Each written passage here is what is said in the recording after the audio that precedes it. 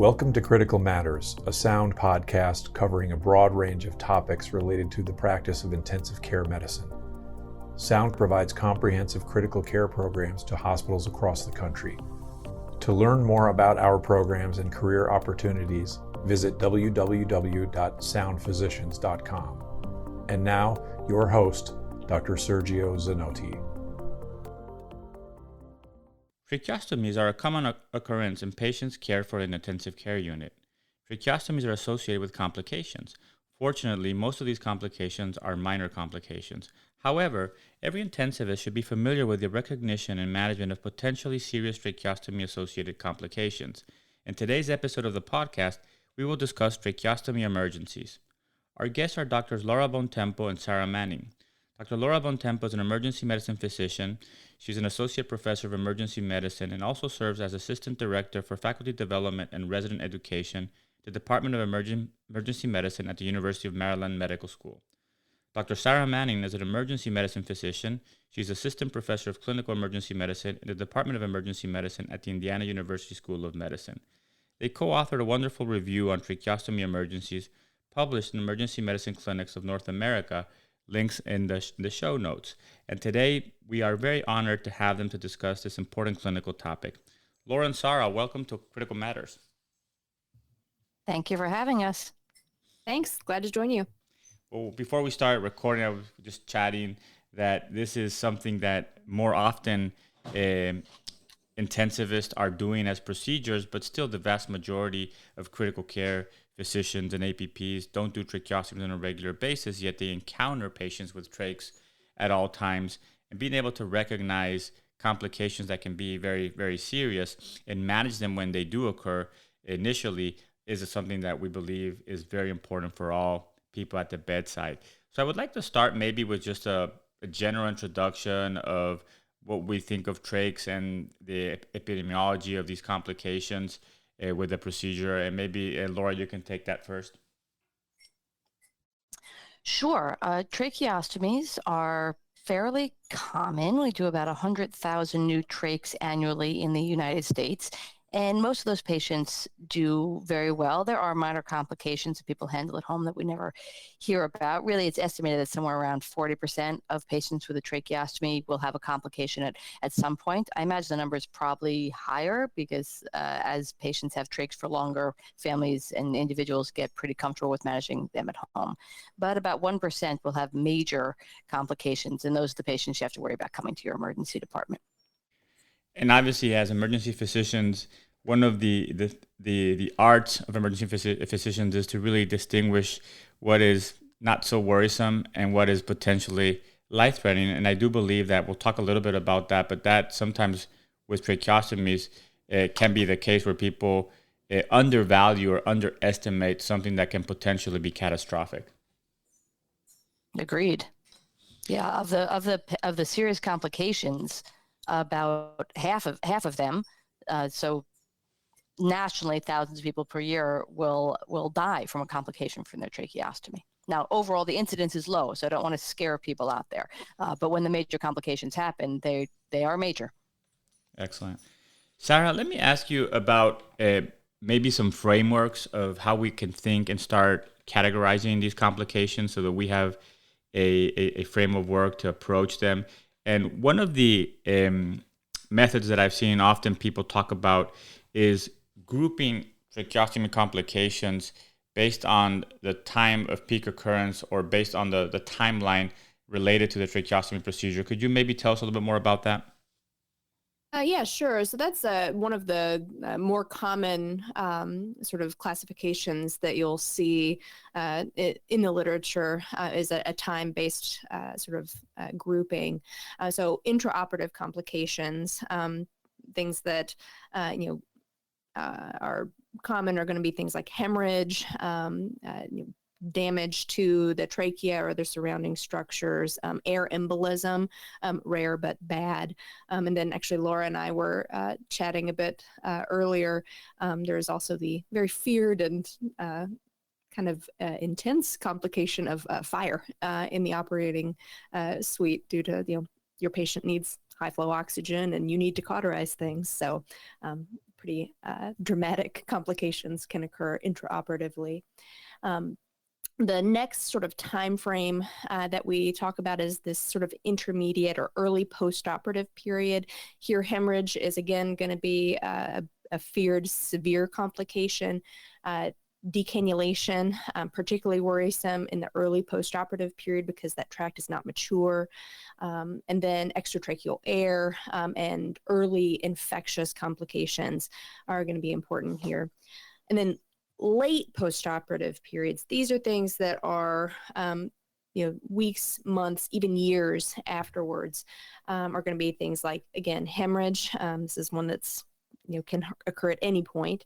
And then development of sort of anatomic complications like tracheostenosis, fistula formation, and then again, decannulation. So you'll see that decannulation and hemorrhage are sort of consistent throughout the whole sort of time period.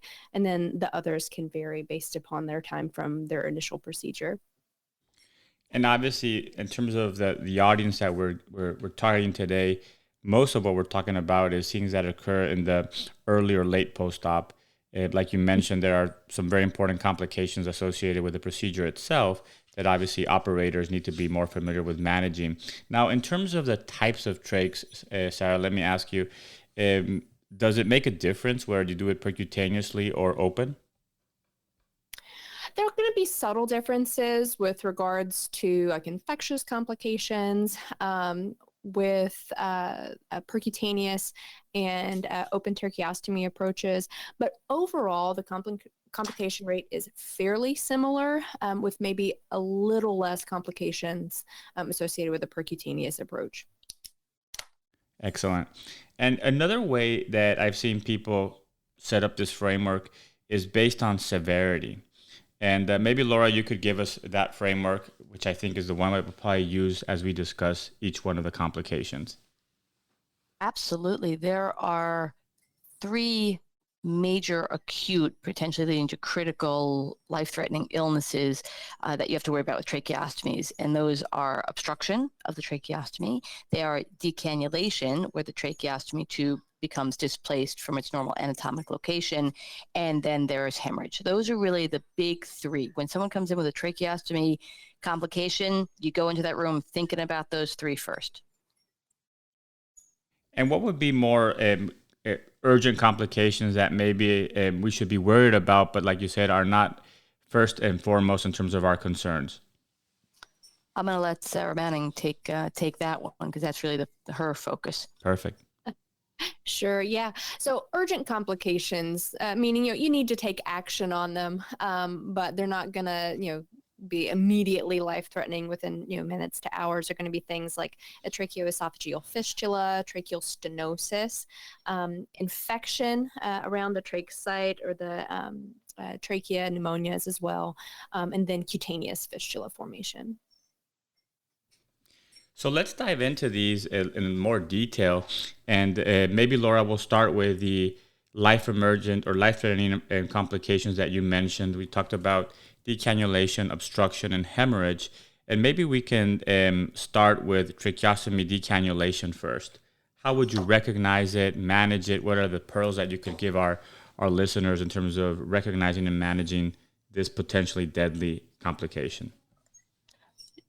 Tracheostomy decannulation can occur at any time, and the easiest way to recognize it is when someone comes into the emergency department and the trach is in their hand as opposed to in their neck. That's pretty much a giveaway right there that something's gone wrong. When that happens, you have to get that tracheostomy tube back in place as quickly as possible. It is actually time sensitive because although you're not going to watch the tracheostomy close in front of your eyes, actually the diameter of the stoma can actually get smaller over the course of hours, making it difficult to get the same tracheostomy size back in. So if a tracheostomy is completely displaced, it is a time-sensitive condition. That patient should not wait in the waiting room, even though they might not be in any respiratory distress, especially if it's a mature tract. And I think you do need to get some. Go ahead, sorry. You do need to get something back in right away. And even with cleaning the tracheostomy that the patient brought, you can replace the same tracheostomy back in place. So if you're at someplace, say a low resource center, maybe someplace where you can't get your hands on tracheostomies quickly, you can use a tracheostomy the patient brought in with them. You just want to give it a quick clean first. Excellent. And I think another important aspect of the cannulation, right, is that when they come to the ED, like you mentioned in the case that you shared, it is more likely than not always, that they've probably had some time for that tract to mature. Now, in the hospital setting, in the ICU, a lot of times people might have a decannulation hours the day after or immediately post the procedure. And could you tell us a little bit about, you talked about time sensitive in terms of the stoma closing, but there's also a very time sensitive issue in knowing when the trach was done related to maturity. Could you talk a little bit more about that? Yes, absolutely. And that is a very, very important part, because that differentiates how you're going to approach putting that trach back in. Thankfully, a tracheostomy tract is considered mature after just 7 days. So they do mature quickly, which is a very nice thing. Within those first 7 days, patients likely haven't left the hospital, and there are retention sutures in place to try and have an extra layer of protection. So if the tracheostomy falls out, the connection between the trachea and the skin of the patient is still maintained, because the concern is the tract isn't mature, the tissue hasn't had time to heal, create that tract. The tracheostomy falls out, and now you have a hole in the skin and the hole in the trachea, but they're not necessarily aligned with one another. And trying to thread that needle thread the tracheostomy through the skin, tracheostomy tube rather, through the skin and into the trachea itself, it should not be done blindly. So if someone's tracheostomy has been displaced and the trach has been in there for 7 days or fewer, do not go blind. You need fiber optic guidance on this one. You definitely need to see where you're going, because the risk of creating a false tract and putting the tracheostomy tube into the subcutaneous tissue of the neck is very high. It's just not worth doing. So you need to have direct visualization. You would load your tracheostomy tube onto a fiber optic scope, insert that fiber optic scope through the tracheostomy stoma, make sure you see tracheal rings or find the tracheal rings. When you know that you're inside the trachea, then you use that scope as a bridge and simply insert your tracheostomy over your scope. And now you know you're in the trachea. Thankfully, that's only in the first 7 days, and retention sutures are in place to try and minimize the risk of the trachea falling away from the skin. One of the aspects that I often see in emergent situations, whether it be in the emergency department or in the ICU, is that sometimes as we perseverate on a task, we kind of lose our broad focus of other options and better options, and we kind of become very narrow-minded, and that could be dangerous for patients. If you have any doubt, what should you do? Well, a tracheostomy patient should still have a patent connection between their oropharynx, nasopharynx, and their trachea. So if you are becoming task-focused and perhaps don't have a fiber optic scope or can't find the tracheal rings, whatever it may be, you can attempt to intubate that patient through the mouth. Now, why the patient got a tracheostomy will certainly have a factor on the ease or difficulty of you being able to do an oral endotracheal intubation. If a patient got a tracheostomy because they have bad COPD and need ventilatory support, then their intubation shouldn't be any different from anybody else's. But if someone got a tracheostomy because they have a head and neck tumor, well, then that's going to make for a potentially a difficult oral intubation. But with a tracheostomy, not with a laryngectomy, but with a tracheostomy, there still is a connection between the oropharynx and the trachea, and you can attempt intubation from above through the mouth while you're working on fixing the tracheostomy displacement.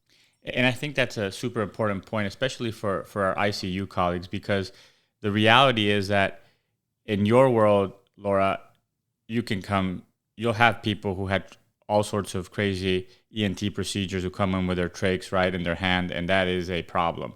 But in the ICU world, with some very, very small exceptions, the vast majority are people who probably were stuck on the ventilator, who having a hard time weaning, and they had a trach as part of their progression of care. So likelihood of upper airway issues is probably lower, but it's something that I often forget. People get very excited or focus on trying to fix the trach, but you always, like you said, have something you can do is protect protect the airway, get that airway, and then call for more help to figure out what the next step is. Yes, and an important thing to remember is that you can oxygenate, right? So while you're working on the trach, put a non-rebreather on the patient's, over the patient's nose and mouth. Give yourself as much time as you can before hypoxia occurs if you're having difficulty with the trach. Excellent. Is there anything else that you would want to mention on decannulation? Absolutely, yes. So we talked about the obvious thing. You're decannulated if someone comes in the trachs in their hands, but the more subtle part is when the tip of the tracheostomy has come out of the trachea, so a false passage has occurred. So someone may come in with a trach that's partially in place, maybe sticking out a little farther than it should be. Maybe someone's on a home vent, or maybe someone's just having some respiratory distress. The trach's in place, but they're not breathing well because the trach tip isn't in the tracheostomy. So those things can be more subtle. If someone is trying to be bagged, say someone's in the hospital, they're having ambu bag assisted ventilation, and their neck starts to blow up, you start to get this crepitance and the neck starts to look different because there's sub-Q air. The tracheostomy is not in the right spot. So there's the very not subtle presentation of trach completely out, and there's the subtle trach's in, but the patient's having some respiratory distress. I can't bag the patient. The vent keeps alarming. There's subcutaneous air of the neck. Those are also tracheostomy displacements. Are there any tricks related to the type of tracheostomy or parts of the tracheostomy or changing to a different type of tracheostomy that are worth having in our bag of tricks for decannulations? Well, you always want to have a smaller one. You have to, if you can have a smaller one around, because again, if that trach's been out for any number of hours, it's very possible that you will not be able to put the same one back in. But if you don't have access to a range of tracheostomy sizes, grab an endotracheal tube. You can put an endotracheal tube in. That will work. It's quite a valid temporizing measure until you can get the equipment that you actually need. And in terms of endotracheal tubes and tracheostomy, so usually, and I don't know how standardized this is, but my understanding is that usually the size of the trach is the diameter of the lumen. Does that compare favorably or the same with endotracheal tubes? And that's a good question, and unfortunately, it's a complicated answer because it partially depends on the brand of the tracheostomy tube. You would think that a 6.0 endotracheal tube would be a 6.0 tracheostomy tube. It's not, unfortunately, and there's no quick and easy answer for that. Endotracheal tubes are measured by inner diameter, tracheostomy tubes are measured by outer diameter. So that might not seem like a big difference, but that millimeter and a half can make a difference. So the answer is you have to look at it. You have to know what brand your hospital or clinic or wherever you work stocks for tracheostomies, and take a moment to figure out the difference between the numbering of the tracheostomy brand that you have and the numbering of a standard endotracheal tube. Fair. And in general, is there like a go-to ET tube? I guess you're talking about size, so you probably wouldn't go with an 8 size ET tube usually, right? If you're going to put it through the tracheostoma. Right. Usually a 6. A 6 would be where you would start for an adult. For an adult, you usually start at 6, and then go down or go up depending on what fits. You don't want to. The tracheostomy. It's not a power maneuver. You shouldn't be putting a lot of force into putting that tracheostomy in place. If you hit resistance, downsize. Perfect. So one of the findings that you were mentioning when there's a false lumen or the trach has decannulated and it's in the wrong position is difficult bagging and other findings that can also be seen with an obstruction, right? So obviously here you can kind of have a little bit of overlap, but let's talk a little bit about tracheostomy obstructions. Sure, those are very common because patients, tracheostomies require care. And if patients and or caregivers are not vigilant in the care of the tracheostomy, it's very easy for secretions to accumulate in the tracheostomy tube, and then they become dried and they form what's called a tracheostomy cast within the tube, and then you simply have a clogged pipe. It's really just as mechanical as a clogged pipe. The lumen gets smaller and smaller. Patients have a more difficult time breathing, and then they eventually have some respiratory distress. So what's the first thing that you do when you suspect somebody has an obstruction? Take out the tracheostomy if it's more than 7 days old. Okay. And if it were less than 7 days old, Laura? That's a a tough one. situation you don't want. Yeah, that's a tough one. That's a situation you don't want to be in. That's when, of course, you're going to call for help. As much as you can, depending on what resources you have. But taking out a tracheostomy that's fewer than 7 days old is really tough. Again, you might want to look for alternate ways to help your patient breathe better, such as using the oropharynx, applying oxygen, maybe BiPAP, whatever it is, using the nose and mouth as an entrance. Because taking out a tracheostomy that's fewer than 7 days old is it's a risk that you won't be able to get it back in. And I think that often people get flustered and forget kind of the ABCs. But one of the things that I know that commonly people will do is they try to suction, they find resistance. But one of the first things that RT will usually do is deflate the cuff, right? Mm-hmm. And can you explain a little bit more about that? Sure, of course. If your tracheostomy lumen is obstructed, then you need to use the area around the tracheostomy. Well, that is presumably filled by a balloon. So now the area around the tracheostomy is occluded with a balloon, and the area within the cannula of the tracheostomy is occluded with whatever it may be, a mucus plug, tracheal cast, whatever it is, and there's going to be no flow. So deflating the balloon, although it might seem wrong, it doesn't seem like a go-to maneuver to deflate the balloon to have someone breathe better. You're simply eliminating the obstruction around the tracheostomy tube so that there is access to the lower portion of the trachea for airflow. Excellent. And then same as with the decannulation, obviously, if you're still struggling, especially if it's a new trach in the ICU, that might be a common situation. You always have the option to secure the airway from above, and that should be your go-to response as you get more help. Mm-hmm. Yes. So grabbing a fiber optic if you have one, because the fiber optic is being able to look and make sure you see tracheal rings and refeed your tracheostomy tube over it is also a go-to maneuver. Excellent. So we talked about decannulation, we talked about obstruction, and the third big potential life-ending complication is hemorrhage. Can we talk a little bit about hemorrhage, Laura? Absolutely. So hopefully you'll never see it. That's the idea, that you'll never see a massive tracheal hemorrhage. But I really enjoy talking about this because this is one of those low incidence, high acuity events that there's simply no time to look up what to do. And if you know what to do, there's a potential, small, but potential, you can save a life here. And if you don't know how to take immediate action on these patients, the fact is the patient's going to die if there's a major hemorrhage, because the mortality from a tracheoinnominate artery fistula hemorrhage is 95+% at baseline. Some studies have 100% mortality, but there are a handful of things that you need to know to do that could potentially get your patient in that single-digit survival rate. Yeah. And as you mentioned, I've been in practice for several years. I have a lot of gray hair, but I have not seen, fortunately, one of these.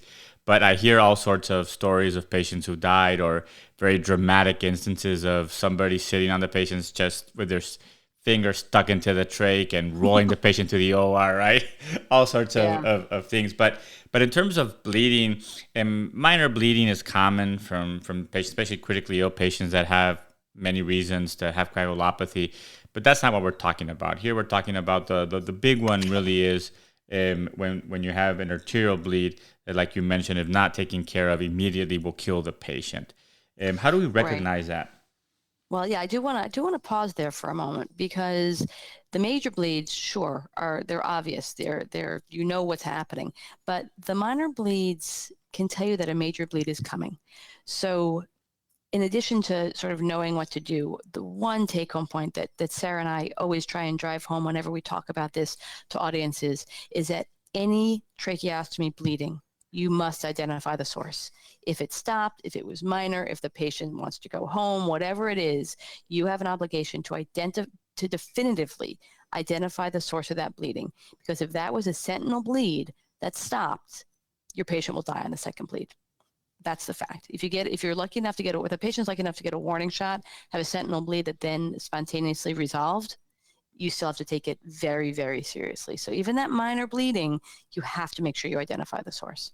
And that's, I guess, an excellent point and a very important pearl for our audience. If you can immediately identify it with the operator, the surgeon, okay, this is what it was, and you feel comfortable, great. But what would you do? Like, what's a step further if you're really not sure in terms of diagnostics? CTA of the head and neck. You can look for a CTA of the head and neck to look for any vascular disruption. You can do a direct visualization with endoscopy and see if you can see the source of the bleeding. You can use your eyes, and maybe the source of the bleeding is actually a skin source. But one way or another, you have to definitively identify the source. So eyes directly, eyes through a bronchoscope, fine, or a CTA or some combination thereof. And specifically to try to identify an innominate artery fistula or bleeding source, the CTA probably is the best just because of the location, right? Yeah, CTA or classic angiography, one or the other, as long as you're looking at the vessels. Okay, excellent. And they can be very subtle. When you look at a CTA with a tracheoinnominate artery fistula, you see this tiny little connection, and you think, that's nothing. But no, that's the thing that will kill your patient. So you have to also make sure you tell your radiologist what you're looking for. Excellent. So the first very important point with managing hemorrhages to recognize that even what seems to be a trivial bleed can be a sentinel event for something that can be life-threatening. What should we do if all hell breaks loose and somebody starts bleeding from an innominate artery? Well, the first thing you do is you check to see if the tracheostomy tube has a cuff. And the tracheostomy tube has a cuff. That's given the situation, that's a good spot to be. You want to slowly overinflate that balloon. You want the standard balloon rather, holds 10 cc's of air. That balloon can actually hold up to 50 cc's of air. Now you want to inflate with steadily and gradually. You certainly don't want to pop the balloon, but those balloons will expand. And if you ever have the opportunity to even grab an endotracheal tube and slowly inflate the balloon up to 50 cc's, you will see the shape of the balloon changes. Not only does the diameter get wider, but the shape changes as well. And that can tamponade. If you are slowly inflating that balloon and you have hemostasis achieved, there's no need to put additional air in. Stop. But you can put in up to 50 cc's, and 85% of the time that will work to either stop or control the bleeding to a point where you can get the patient mobilize the patient to the operating room. Is this always a surgical treatment, or is there any role for IR here? It's one or the other, whatever you can get to fastest. Really, whatever's going to stop the bleeding. If you can mobilize IR faster than surgery, then they're both legitimate options. And also depends on your institution and what your operators feel comfortable doing. But like you said, this is one of those that really time is of the essence, and there is no definitive treatment at the bedside. All we're doing is temporizing with the hope that we can get them to a definitive treatment. Now, if the balloon fails, what are your other options? Well, let's back up 1 second. If there is no balloon, right? Or there is no balloon, that's the tricky part. Yeah. So here's where it really takes some grit. You have a patient who's having a massive hemorrhage from their airway. There's no balloon, and what am I going to ask you to do? I'm going to ask you to take out the tracheostomy. Right? Seems counterintuitive to everything we've been taught in medicine. But you want to use a bougie or a tube changer, something so that you don't lose your lumen. Take that tracheostomy out and replace it with a tracheostomy tube with a balloon or an endotracheal tube with a balloon, and then try and inflate that, overinflate the balloon. If that fails? If that fails, then there is one truly heroic maneuver, and you talked about people with their hands in the neck on the bed, something called an Utley maneuver. You're going to take, again, a counterintuitive, but you're going to take that airway out, and you're going to reach your finger in. And you can visualize this. You're standing in front of the patient. You're taking your index finger, putting it into the tracheostomy, and the innominate artery is actually in front of the trachea, it's between the trachea and the sternum, essentially. So you're going to put your thumb on the sternum on the exterior of the patient, your index finger on inside the trachea of the patient, and squeeze the two of them together with the goal of compressing the innominate artery between your finger that is now in the patient's airway and your thumb, which is external to the patient's sternum. It is heroic, and if you do that, and if you gain control of the hemorrhage, then you are not doing anything else at all until that patient gets to IR or the operating room. You can't let go. Well, quite dramatic and heroic, as you mentioned, but I think it's one of those things that we all hope we never have to do. But like you said, if we encounter these, understanding what are the steps that we need to do as we get help can save that patient's life.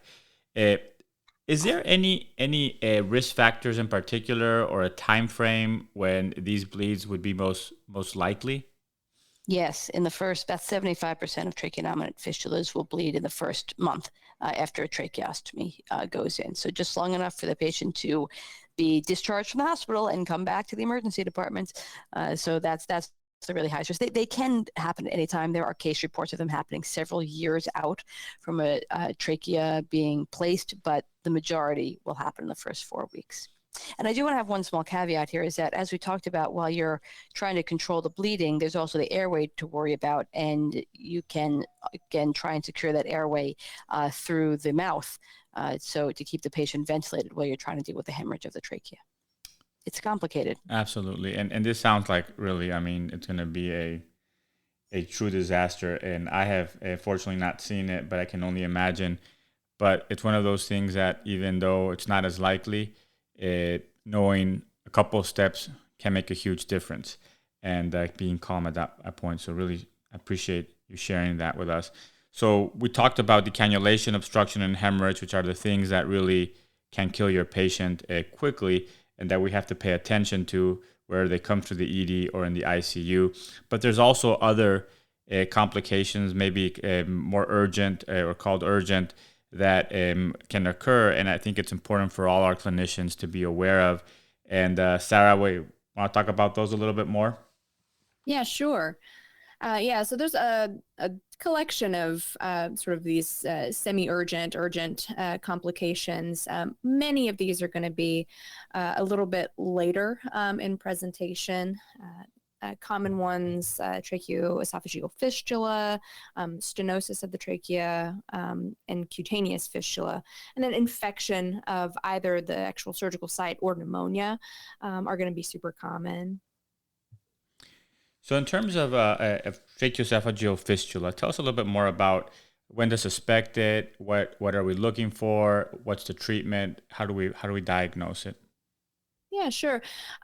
So the presentation is commonly just a persistent air leak. You can also notice abdominal distension, particularly if your patient's on some higher pressures, because you're going to be pushing air through this defect into the digestive tract. You also, if it's a smaller defect, sort of recurrent aspiration and complications sort of in that sphere is going to be your giveaway. The reason that this happens is typically as a pressure injury.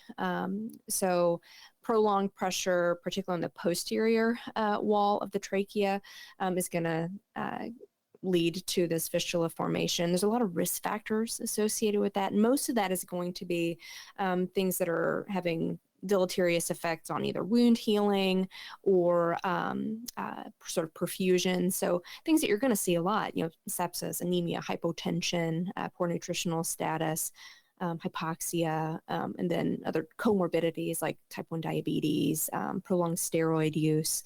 So a lot of things that sort of go hand in hand with prolonged intubation are going to be risk factors for fistula formation. In terms of, go ahead, sorry.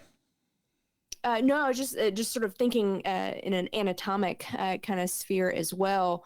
The fact that it's sort of a pressure-related injury is also going to contribute to where these occur. Typically, this is going to be distal to the stoma itself and more associated with the level of the balloon of the device. And they can get actually pretty large. They can be upwards of 4 or 5 centimeters.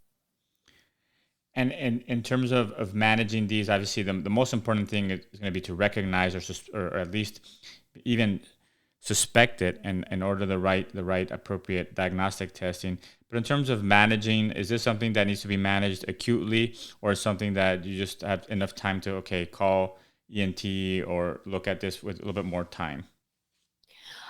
You've got a little bit of time. There are definitely things that you can do sort of in the immediate setting, and it's really more like a damage control and avoidance of risk. So the bigger risks here is going to be contamination of the airway, and so suctioning the trachea and discontinuing anything oral is going to be beneficial.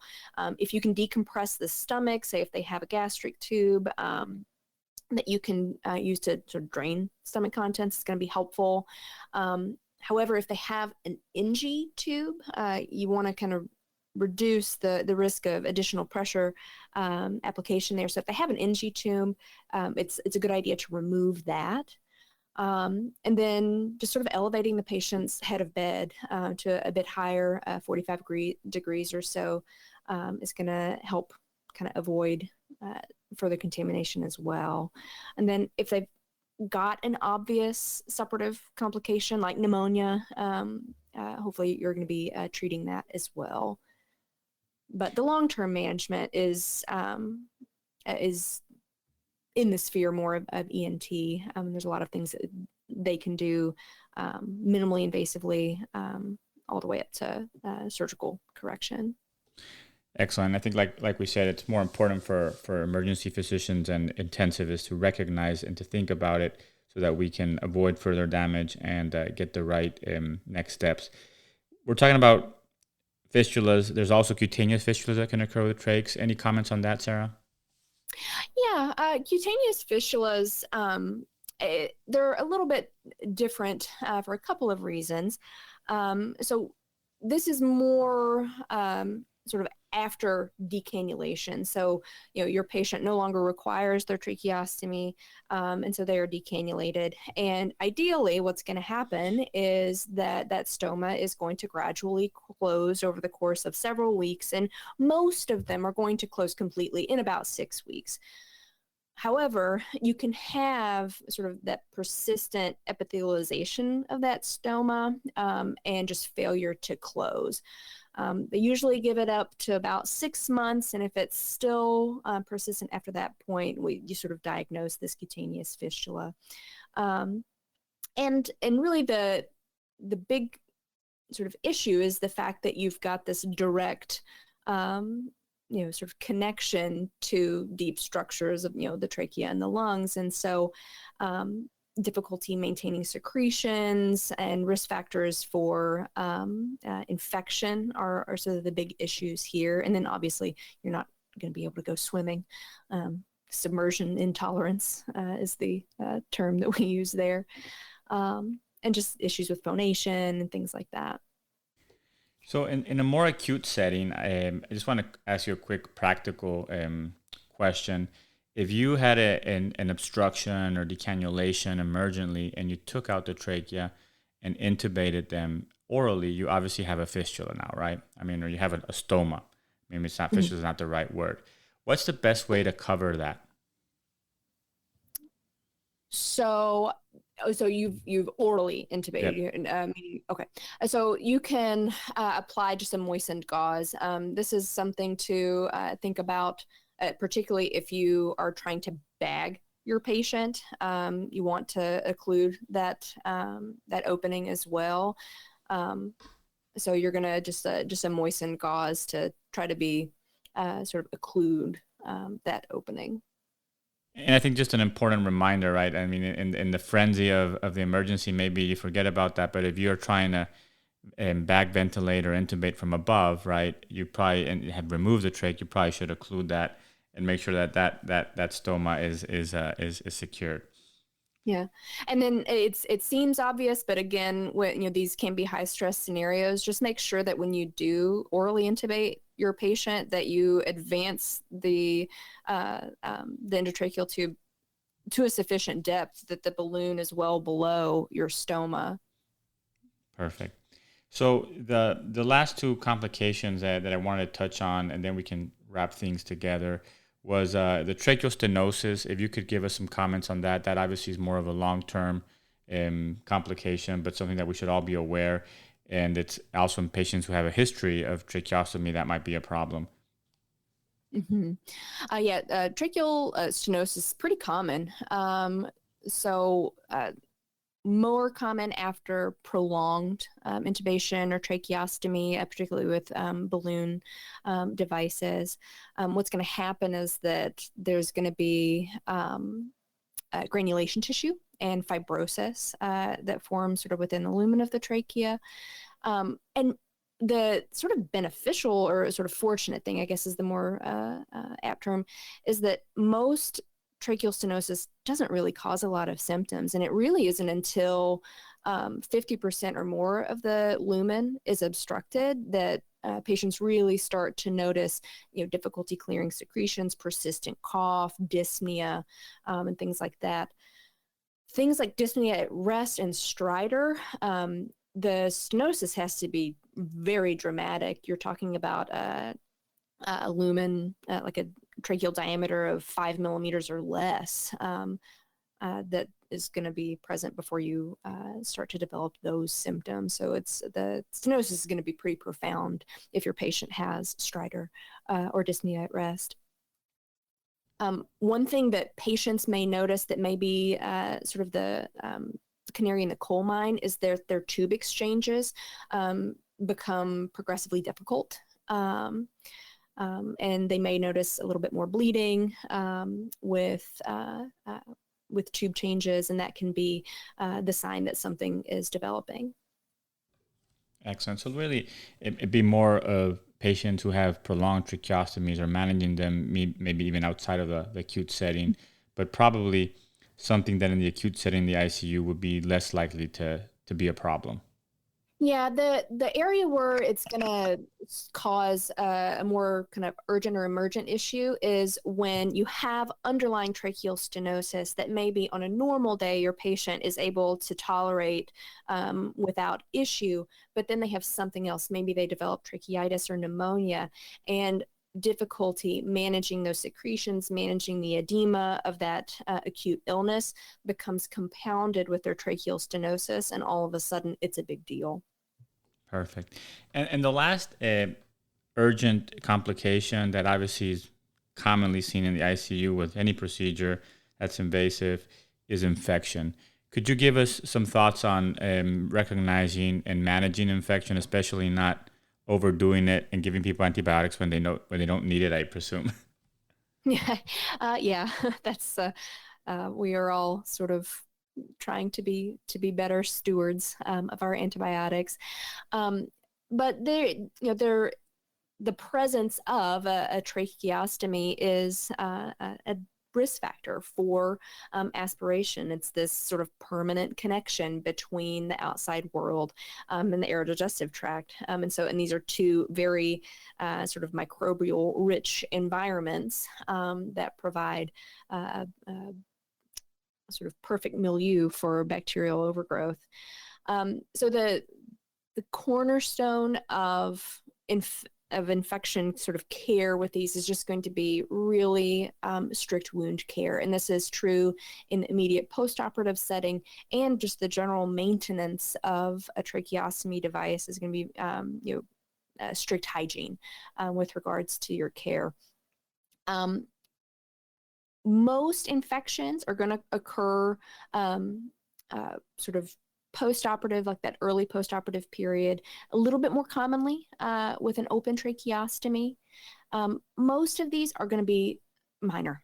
And a lot of times even just sort of that wound care is going to be enough. If you start to develop erythema and cellulitic change that's extending more than, oftentimes we'll talk about like 4-6 centimeters away, then you're really starting to apply your antibiotics at that point. And then it can get really bad though. So things like osteomyelitis, even neck vash have been observed after tracheostomy placement. Is there any value in prophylactic antibiotics, or that's not something that's recommended? It's a little bit controversial. My sort of the current thing that I'm seeing the most is that probably not. Outside of, sort of intraoperative kind of stuff, not really, and it shouldn't be carried on sort of in that early postoperative period. Excellent. Well, I think that we definitely covered a broad spectrum of emergent life-threatening to urgent complications. I want to be respectful of everybody's time, so I would like to put things together.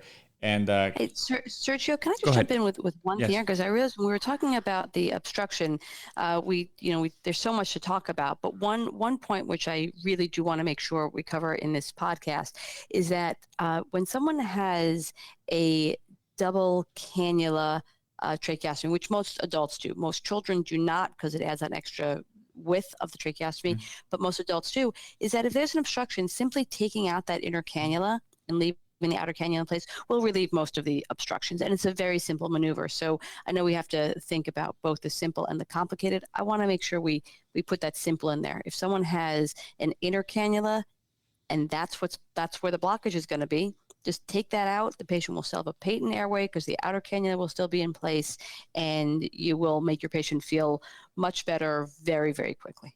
Excellent, and I think that's a very important point, Laura. And what I was gonna say, those who know me know that I like things in threes, and kind of three lessons that definitely learned today, in not any particular order. But number one is you absolutely must know when that trach was placed. And that's a big, important piece of information.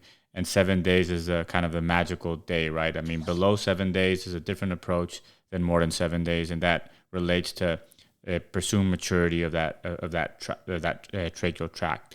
Number two is that for every one of these emergencies, especially the ones that are life-threatening, there are simple steps that you can apply in terms of ABCs, right? And an example is like what you exactly shared right now. If there's an obstruction, somebody has an inner cannula, remove that, right? And that by itself might be, if somebody's having difficulty breathing and they have an inflated cuff, deflate the cuff, and that might help them and give you some time. So there's always simple steps. The trach came out, place it back in, that we can follow. And number three, which is really something that I think we can't emphasize also enough, is that you always have the option and should always have a plan to intubate from above when things are not going well, and that can save the patient but also buy you some time. Laura, is there anything else you want to add in terms of your personal approach to these emergencies? Well, we've covered a lot of territory, and I think you just summed it up very nicely. I'd say for the obstruction, if it's over 7 days old, just put it back in, use endotracheal tube. If you don't have a tracheostomy, I'm sorry, for the decannulation, that is, if it's greater than 7 days old, simply put it back in and use an endotracheal tube. If you don't have a tracheostomy tube, for an obstruction, remove that inner cannula. And if that doesn't work, take out the tracheostomy if it's more than 7 days old. And for the bleeding, make sure you truly identify the source of the bleeding before you decide it's a minor event. Excellent. Sara, anything from your standpoint?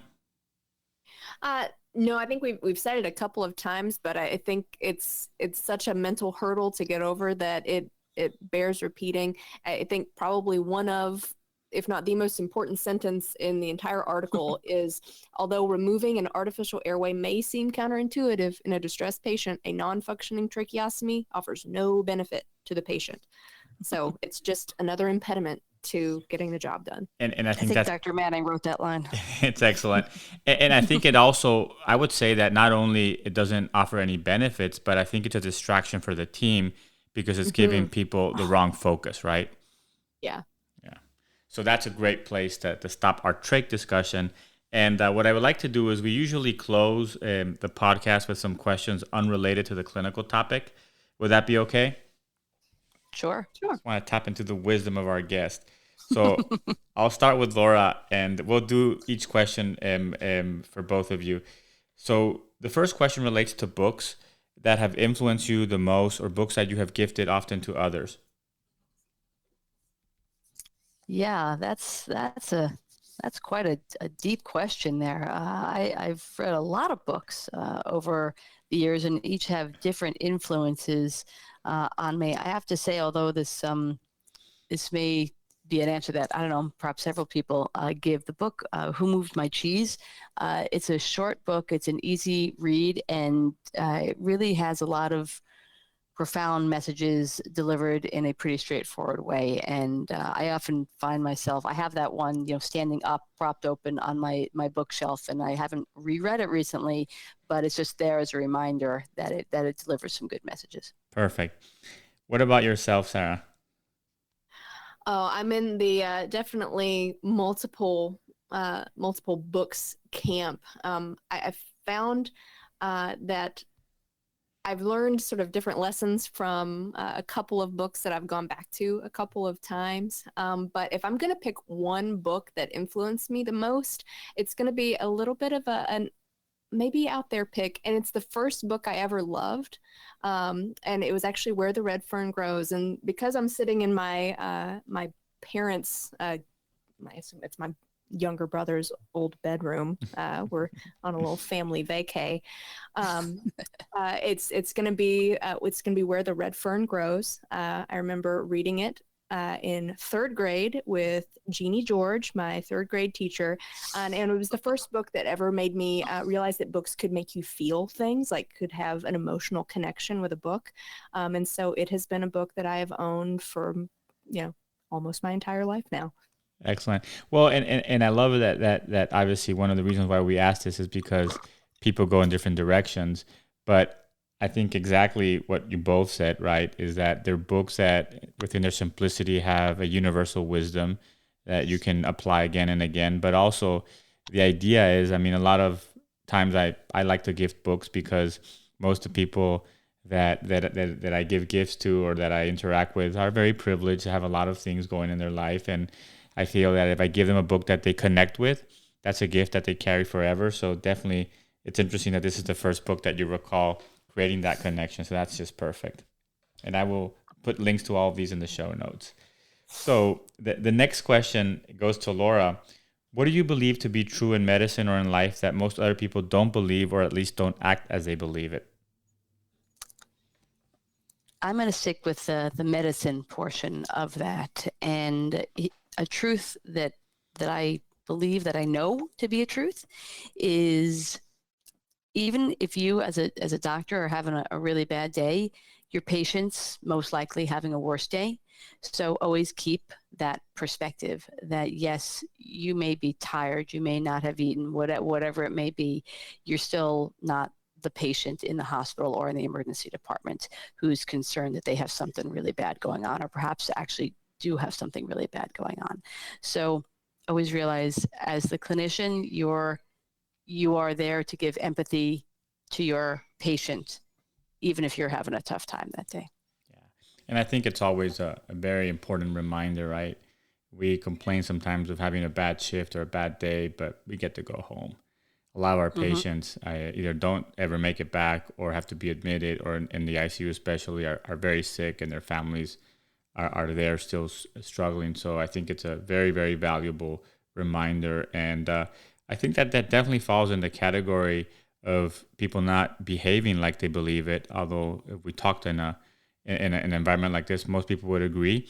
But it's something that I think often we all, or a lot of people, forget at the bedside. So it's a great point. Thanks, Laura. Sara, what about yourself? What is something that you believe to be true in medicine or life that most other people don't believe or don't behave like they believe? I think it's an intersection of medicine and life. I think that our sort of public discourse has become really just confrontational and kind of mean. And I think that the truth in medicine is that I think most people show up to work and they try their best every day. And sometimes when things aren't going easily and aren't sort of falling in the way you think they should, it's easy to start sort of blaming those around you. But I really do think that everyone shows up to the hospital every day and they try their best. And I think that's absolutely true. And we should obviously give them that benefit, right? And really assume that everybody's there trying to do the best they can. And nobody goes to work thinking, I want to have a crappy day, right? Yeah, I haven't yet. Excellent. So to finish, I just wanted to get from each one of you something that you want to share with our audience, something you want every intensivist to know. It could be a quote, fact, even about what we talked today, but just kind of a closing thought. And we'll go with Laura first. I kind of feel like I should give Sara first shot at this because I have a feeling from the emergency medicine perspective, we might have similar thoughts on this one. So Okay. I'm going to let her go first on this one so I don't steal any thunder that she might have. Sara, you're up. So I was thinking about this, and I think that I'm a pretty visual person, and I think of sort of our role and sort of information gathering. In the ED, I often feel like a siphon, like I'm starting the siphon, because I feel like once we get this sort of initial bolus of information, we then know all the other questions we need to ask. And and it sucks, literally sucks, because we are the siphon. So having to, maybe give us a little break, because we're having to suck every ounce of information from often incomplete and variably hopeful informants, for especially those critically ill patients. We've all called the nursing home only to find that no nurse on staff was ever taking care of the patient ever. And though they're not even sure that they're a resident of their facility. So give us a break on these. Sometimes not knowing all of those details because we're trying to pull the siphon. And once the information's flowing, we can get a little bit more. But absolutely, we're in that first stage. Yep, and I think it connects to what you were saying, right? It's really having that empathy, not only for our patients, but also for our colleagues, in terms that we don't always stand in their shoes and understand what else is going on. And the stories that we usually make to explain whatever we think is a shortcoming are usually the wrong stories, right? So have that empathy for everybody. I think it's a very important point. Laura? Well, I'm so glad I let Sara go first because I had a feeling we'd be circling around the same topic material there, and indeed we were. So my thought is similar. Is that in the emergency department with a critical care patient, our job is to treat the patient while we're figuring out what's wrong with the patient. So we do that. And when all the labs are back and all the data is back and the history has been gathered, the picture really comes into focus. And that's hopefully what we hand off to the intensivist, at least to the best of our ability. But while we're gathering the data and treating the patient at the same time, it's not as finessed as the care in the ICU, in the emergency department. We acknowledge that, and we just like our colleagues to know that we are building the airplane while we're flying it. Well, I think that's a perfect place to stop. And I want to thank both of you for sharing your time and your expertise on such an important topic. I think very important also the relationship between the ICU and the emergency department, right? And most of our patients come from the ED, and I think getting to work together and building that bridge is something that can only benefit our patients, but also makes our practice much more enjoyable. So again, thank you for being on the podcast. I hope to talk to you guys again soon, and hopefully I'll meet you in person in a conference in the near future. Well, thank you for having us. Yeah, I appreciate it. That would be great. It's been a lot of fun. Thank you for listening to Critical Matters, a sound podcast. Make sure to subscribe to Critical Matters on Apple or Google Podcasts and share with your network. Sound's transforming the way critical care is provided in hospitals across the country. To learn more, visit www.soundphysicians.com.